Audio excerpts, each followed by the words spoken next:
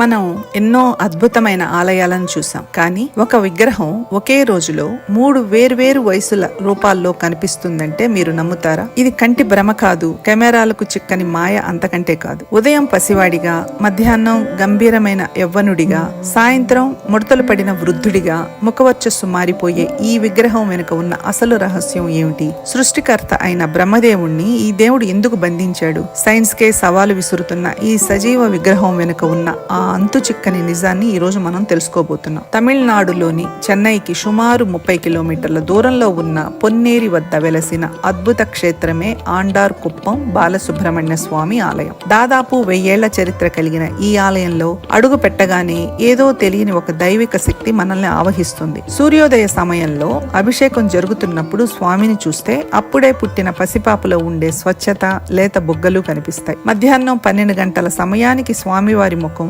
తీక్షణంగా మారుతుంది. కళ్ళలో ఒక రకమైన మెరుపు, గంభీరమైన ముఖం ఒక నవ యవ్వనుడిని తలపిస్తుంది. సాయంత్రం సూర్యాస్త సమయం వేళకు స్వామివారి ముఖంలో ముడతలు స్పష్టంగా కనిపిస్తాయి. ఒక పండితుడు లేదా వృద్ధునిలో ఉండే ప్రశాంతత కనిపిస్తుంది. ఈ విశేషానికి ఖచ్చితమైన కారణంపై భిన్నాభిప్రాయాలు ఉన్నప్పటికీ భక్తులు మాత్రం దీనిని స్వామివారి దివ్య మహిమగా విశ్వసిస్తారు. పురాణాల ప్రకారం ఒకసారి సృష్టికర్త బ్రహ్మదేవుడు గర్వంతో ప్రణవ మంత్రం ఓం యొక్క అర్థం చెప్పలేకపోతాడు. దాంతో చిన్నవాడైన మురుగన్ బ్రహ్మను బంధించి తానే సృష్టి బాధ్యతలు చేపడతాడు. అందుకే ఇక్కడ స్వామివారి చేతిలో ఆయుధాలు ఉండవు. కేవలం అధికారాన్ని సూచించేలా నడుముపై చేతులు వేసి ఉంటారు. మురుగన్ ఒక చిన్న బాలుడి రూపంలో బ్రహ్మకు ప్రణవ మంత్రం యొక్క పరమార్థాన్ని బోధించి అతని అజ్ఞానాన్ని తొలగించాడు. బ్రహ్మదేవుడు మురుగన్ను క్షమాపణ వేడుకోగా మురుగన్ను అతన్ని అనుగ్రహించాడు. తన తప్పు తెలుసుకున్న బ్రహ్మదేవుడు ఇక్కడ అండాకార శిల రూపంలో స్వామివారి ముందు ఉంటాడు. అందుకే ఈ ఊరికి ఆండార్ కుప్పం అనే పేరు వచ్చింది.